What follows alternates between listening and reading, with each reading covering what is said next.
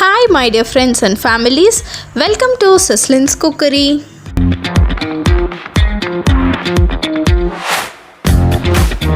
இன்னைக்கு நம்ம பார்க்க போகிற ரெசிபி வந்து ஒரு ஸ்பாஞ்சியான டெலிஷியஸ் ஹனி கேக் தான் பார்க்க போகிறோம். அவன் இல்லாமல் நான் வந்து ஒரு கேக் பாத்திரத்தில் செஞ்சுருக்கேன். இதே மாதிரி குக்கர்லேயும் நான் எப்படி பண்ணுறதுன்னு சொல்கிறேன்.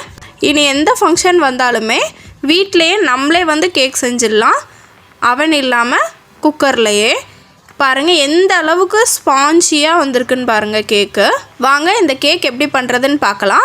அதுக்கு முன்னாடி இன்னும் நம்ம சிஸ்லின்ஸ் குக்கரி பேஜை சப்ஸ்கிரைப் பண்ணாதவங்க ப்ளீஸ் சப்ஸ்கிரைப் பண்ணிக்கோங்க. அப்படியே பக்கத்தில் இருக்கிற பெல் பட்டனையும் கிளிக் பண்ணிக்கோங்க. அப்போ தான் நான் அடுத்தடுத்து போடுற வீடியோஸ் உங்களுக்கு நோட்டிஃபிகேஷனாக வரும். இந்த கேக் நான் பண்ணின ஒரு பாத்திரத்தை பற்றி சொல்கிறேன் உங்களுக்கு. இது என்னோடய மாமியாரோடது. அவங்க வந்து ஒரு 40 வருஷத்துக்கு முன்னாடி இந்த பாத்திரம் வந்து வாங்கியிருக்காங்க, கேக் பாத்திரம். இப்போ அவங்க பண்ணுறதில்ல, வீட்டில் சும்மா தான் இருந்துட்டு வரும்போது நான் எடுத்துகிட்டு வந்துட்டேன். இந்த பாத்திரம் ப்ரீமியர் பிராண்டில் 40 வருஷத்துக்கு முன்னாடி வாங்கின பாத்திரம். எப்படி இருக்குன்னு பாருங்கள். அதில் கப் கேக்ஸுக்கும் தனியாக வந்து இது குட்டி குட்டியாக கொடுத்துருக்குறாங்க. இதுக்கு அடியில் வந்து நம்ம கேக் பேன் வந்து வச்சுக்கலாம். ஒரு ஸ்டாண்ட் வச்சு அதுக்கு மேலே இந்த கேக் பேன் வச்சுட்டு அதுக்கு மேலே நம்ம கப் கேக்ஸ் வைக்கணுன்னா கூட வச்சுக்கலாம். இன்றைக்கி நான் இந்த பாத்திரத்தில் தான் கேக் நான் எப்படி பண்ணுறதுன்னு நான் சொல்லியிருக்கேன். இதே மாதிரி குக்கர்லேயும் பண்ணலாம், அதுவும் எப்படின்னு நான் சொல்கிறேன். இப்போ இந்த ஸ்பாஞ்சி டெலிஷியஸ் ஹனி கேக் பண்ணுறதுக்கு தேவையான இன்க்ரீடியன்ட்ஸ் என்னென்னு பார்த்துடலாம். எக்கு 1, அரை கப் சுகர், அரை கப் ஆயில் இல்லைன்னா மெல்டட் பட்டர் கூட எடுத்துக்கலாம், அரை கப் பால், 1 டீஸ்பூன் வெனிலா எசன்ஸ். நான் இங்கே வந்து 2 வெனிலா எசன்ஸ் எடுத்திருக்கேன். ஒன்று வந்து நார்மலாக சூப்பர் மார்க்கெட்டில் கிடைக்கிற ஒரு வெனிலா எசன்ஸும், அமேசானில் ஒரு வெனிலா எசன்ஸ் நான் வாங்கியிருந்தேன். ஆனால் அது வந்து ரொம்ப ஃப்ளேவராக இருக்கிறதுனால இதில் கொஞ்சமும் அதில் ஒரே ஒரு ட்ராப்பும் வந்து நான் ஊற்றிருக்கேன். 1/2 கப் மைதா, 1 teaspoon baking powder, 1/2 teaspoon baking soda, 1/2 teaspoon salt, jam 2 table spoon, honey 2 table spoon, துருவின தேங்காய் 1/2 கப் எடுத்திருக்கேன். அப்புறம் டூட்டி ஃப்ரூட்டி வந்து 3 டேபிள் ஸ்பூன் எடுத்திருக்கேன். செரி ஒரு இது சும்மா கார்னிஷ்காக. இதுக்கு கொஞ்சம் தண்ணி மட்டும் தேவை. இப்போ இந்த ஹனி கேக் எப்படி பண்ணுறதுன்னு பார்க்கலாம் வாங்க. இப்போ வந்து அந்த பாத்திரத்தில் ஒரு லேயர் வந்து கல் உப்பு போட்டுக்கிட்டு, இது நான் எப்போயுமே கேக்குக்குன்னு யூஸ் பண்ணுற உப்புனால அந்த கலரில் இருக்குது. அதில் ஒரு ஸ்டாண்ட் வச்சு அதுக்கு மேலே ஒரு ஓட்டை போட்ட தட்டு இருக்கும், குக்கருக்கெலாம் கொடுத்துருப்பாங்க. அந்த தட்டு வச்சு சிம்மில் வச்சு ஒரு 5 மினிட் பாத்திரத்தை வந்து நம்ம ப்ரீஹீட் பண்ணிக்கலாம்.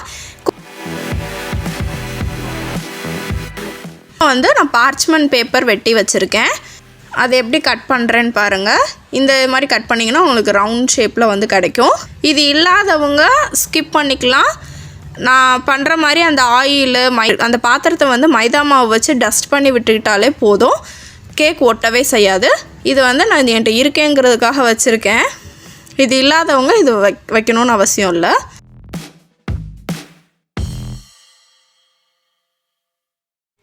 இந்த கேக் பாத்திரம் நான் அமேசானில் தேடி பார்த்தேன். எனக்கு இந்த மாதிரி ஆப்டாக வந்து கிடைக்கவே இல்லை. நான் ஏதாவது கிடச்சிச்சு அப்படின்னா நான் லிங்க் வந்து டிஸ்கிரிப்ஷனில் போடுறேன். இந்த மாதிரி ஆயில் விட்டுட்டு நல்லா ஸ்ப்ரெட் பண்ணி விட்டுக்கணும். ஆயிலை பாத்திரத்தில் ஃபுல்லாக தேய்ச்சிட்டு ஒரு கை மைதா மாவை போட்டுட்டு அதை நல்லா வந்து சுற்றி டஸ்ட் பண்ணி விட்டுக்கணும். இப்படி ஃபுல்லாக தட்டி விட்டிங்க அப்படின்னா அந்த மைதா மாவு எல்லாமே அந்த ஆயிலில் ஒட்டிக்கும். அப்போ வந்து பேன் ஃபுல்லாக வந்து மைதா மாவு டஸ்ட் ஆகிக்கும். குக்கர்லேயும் இதே மாதிரி தான். ஒரு பழைய குக்கர் எடுத்துக்கோங்க. அதில் அடியில் வந்து ஒரு லேயர் கல் உப்பு போட்டுட்டு அதே மாதிரி ஒரு ஸ்டாண்ட் வச்சு அந்த ஓட்டை தட்டு வச்சு அதுக்கு மேலே ஏதாச்சும் ஒரு பாத்திரம், கேக் பேன் தான் வைக்கணும்லாம் அவசியம் இல்லை, ஏதாச்சும் ஒரு ரவுண்டாக இருக்கிற பாத்திரமோ எந்த பாத்திரம்னாலும் வச்சுக்கலாம். அதில் இதே மாதிரி ஆயில் ஊற்றி மைதா மாவு போட்டு டஸ்ட் பண்ணிவிட்டு அப்புறமா உள்ளே வச்சிங்கன்னா கேக் ஈஸியாக வந்துடும். ரப்பரும் விசிலும் போடாமல் வெறும் மூடி மட்டும் போட்டு மூடி வைக்கணும். இப்போ அந்த டஸ்ட் பண்ணதை ஓரமாக வச்சுக்கலாம். இப்போ வந்து ட்ரை இன்க்ரீடியன்ட்ஸ் எல்லாம் நம்ம மிக்ஸ் பண்ணி வச்சுக்கலாம். ஃபஸ்ட்டு மைதா மாவு, அதில் 1 spoon baking powder, 1/2 teaspoon baking soda, 1/2 teaspoon salt எல்லாத்தையும் போட்டு நல்லா மிக்ஸ் பண்ணி அதை ஒரு ஓரமாக வச்சுக்கலாம்.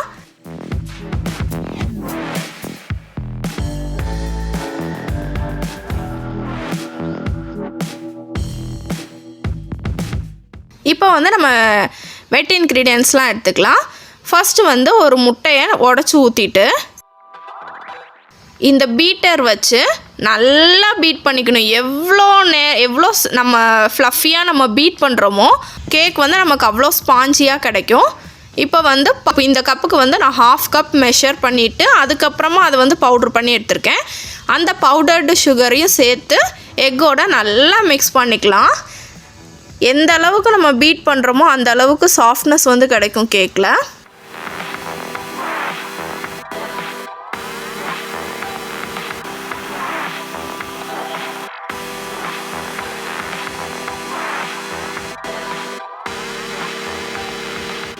இப்போ 1/2 கப் பாலையும் சேர்த்து ஆட் பண்ணி மிக்ஸ் பண்ணிக்கலாம். அதையும் சேர்த்து நல்லா பீட் பண்ணிக்கலாம்.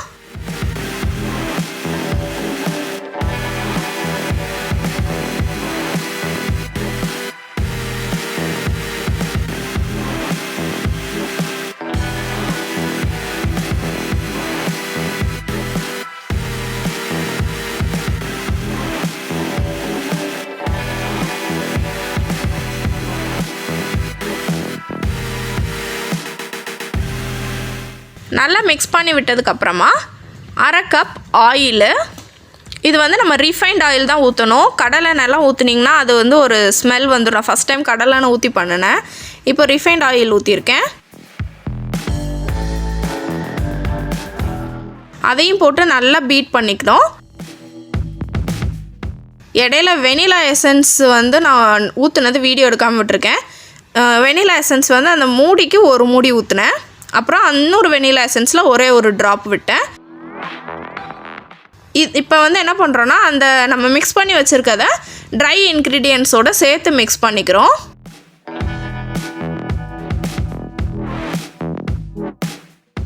இப்போ வந்து நம்ம இதில் ஊற்றுனதுக்கப்புறமா போட்டு சும்மா மிக்ஸ் பண்ணக்கூடாது. ஒரே டைரக்ஷனில் சாஃப்டாக வந்து மிக்ஸ் பண்ணி விடணும். இப்போ நமக்கு பால் தேவைப்பட்டுச்சுன்னா பாலும் ஆட் பண்ணிக்கலாம். இந்த இதில் வந்து நம்ம டூட்டி ஃப்ரூட்டியும் வந்து நம்ம ஆட் பண்ணி அதையும் மிக்ஸ் பண்ணிக்கலாம். நான் வந்து மேலே இருக்கட்டுமேன்னு சொல்லிட்டு மேலே தூவி விட்ட மாதிரி போட்டிருக்கேன். கேக்கோட பேட்டர் வந்து இந்த கன்சிஸ்டன்சியில் இருக்கணும். இப்போ பேனில் ஊற்றிக்கலாம்.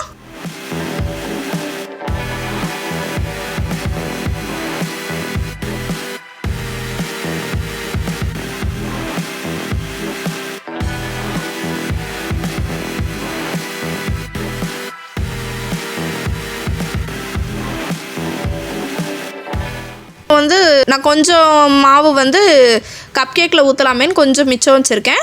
இப்போ எல்லாத்தையும் ஊற்றிட்டு நல்லா டேப் பண்ணி விட்டுக்கோங்க. அப்போ தான் வந்து ஏர் பபிள்ஸ் வந்து உள்ள கேக்கில் இருக்காது. இப்போ கப் கேக்ஸ்லேயும் வந்து ஊற்றியாச்சு. இப்போ வந்து மேலே டூட்டி ஃப்ரூட்டி வச்சு கொஞ்சம் கார்னிஷ் பண்ண மாதிரி போட்டிருக்கேன்.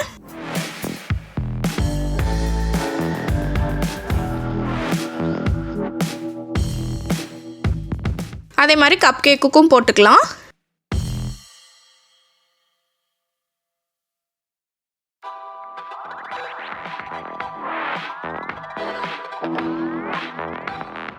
இப்போது இந்த நம்ம ஆல்ரெடி ப்ரீஹீட் பண்ண பாத்திரத்துக்குள்ளே இந்த பேனை தூக்கி வச்சுட்டு ஓரத்தில் வந்து பாத்திரத்தில் தொடாத மாதிரி வச்சுக்கோங்க. சென்டரில் இருக்க மாதிரி வச்சுட்டு அதுக்கு மேலே நான் அந்த கப் கேக்குரிய ஸ்டாண்ட் வச்சுருக்கேன். இப்போ க்ளோஸ் பண்ணிவிட்டு லோ ஃப்ளேமில் 40 மினிட்ஸ் இந்த இது வந்து பேக் ஆகட்டும். அது பேக் ஆகிற டைமில் 1/2 கப் துருவின தேங்காய் வச்சுருந்தேன். அந்த துருவின தேங்காவை வந்து நல்லா ட்ரையாக ரோஸ்ட் பண்ணி எடுத்துக்கலாம். இந்த மாதிரி உதிரி உதிரியாக வர்ற வரைக்கும் சிம்லேயே வச்சு நம்ம ரோஸ்ட் பண்ணி எடுத்துக்கலாம்.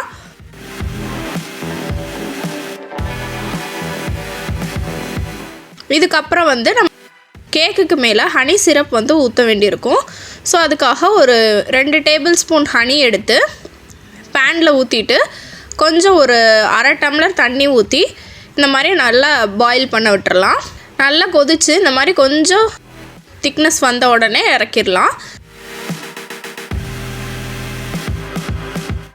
அதுக்கப்புறமா அதுக்கு மேலே வந்து நம்ம ஜாம் லேயர் தடவணும்.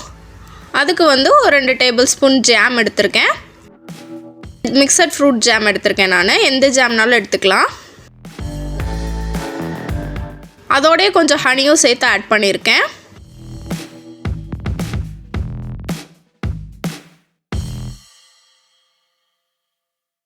இதில் கொஞ்சம் தண்ணி விட்டுட்டு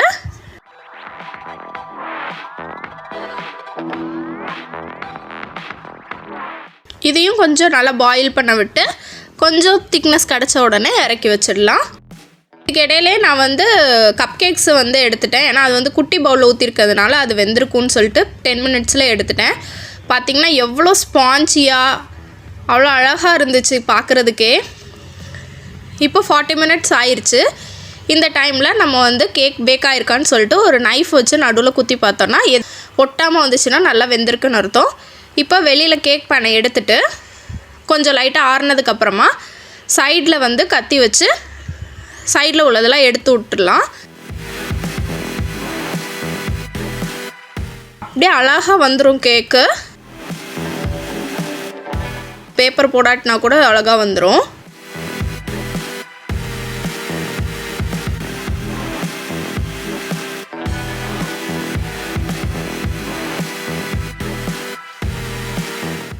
இப்போ டாப் லேயரை கட் பண்ணணுன்னா கட் பண்ணிக்கலாம். நான் கட் பண்ணாமலே ஊற்றிட்டேன். இதில் வந்து என்ன பண்ணுறோன்னா டூத் பிக் வச்சு நல்லா ஹோல் போட்டு விட்டுக்கணும். ஃபுல்லாக சுற்றி வந்து ஓட்டை போட்டு விட்டுட்டு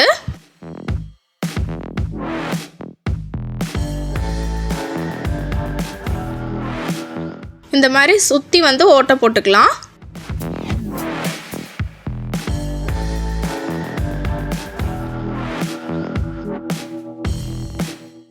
இப்போ வந்து நம்ம எடுத்து வச்சுருந்த ஹனி சிரப்பை வந்து இது மேலே அந்த ஓட்டை வழியாகவே உள்ளே அப்படியே கொஞ்சம் கொஞ்சமாக விட்டோம்னா உள்ளே வந்து கேக் வந்து அப்சர்வ் பண்ணிக்கும்.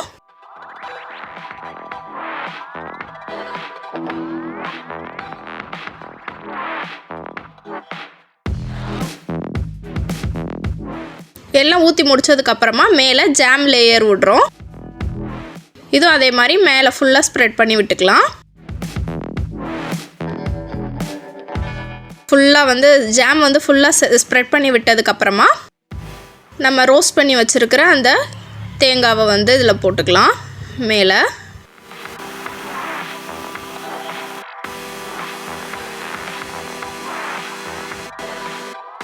இப்போ பார்த்திங்கன்னா ஃபுல்லாக கார்னிஷ் பண்ணியாச்சு. இதுக்கு மேலே வந்து ஒரு செரியை வச்சு முடிச்சுக்கலாம். அவ்வளோதான். ஒரு super delicious honey cake ready ஆயிடுச்சு. Let have and enjoy. நீங்களும் ட்ரை பண்ணிவிட்டு எப்படி இருந்துச்சுன்னு எனக்கு கமெண்ட்டில் சொல்லுங்கள். பாப்பா எப்படா அதை சாப்பிட்லான்னு ரொம்ப ஈகராக இருந்தா.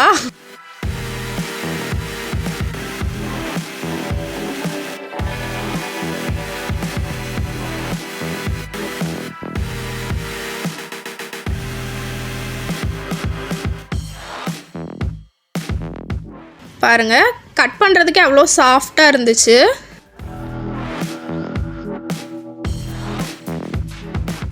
எவ்வளோ ஸ்பான்ஜியாக இருக்குன்னு பாருங்கள்.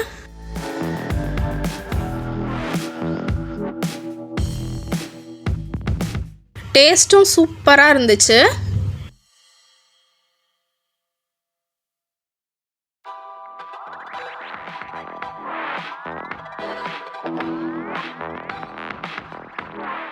அவ்வளோதான் இந்த ரெசிபி. இந்த வீடியோ உங்களுக்கு பிடிச்சிருந்துச்சுன்னா லைக் பண்ணுங்கள், ஷேர் பண்ணுங்கள், மறக்காமல் செஸ்லின்ஸ் குக்கரி பேஜுக்கு சப்ஸ்கிரைப் பண்ணுங்கள். தேங்க்யூ.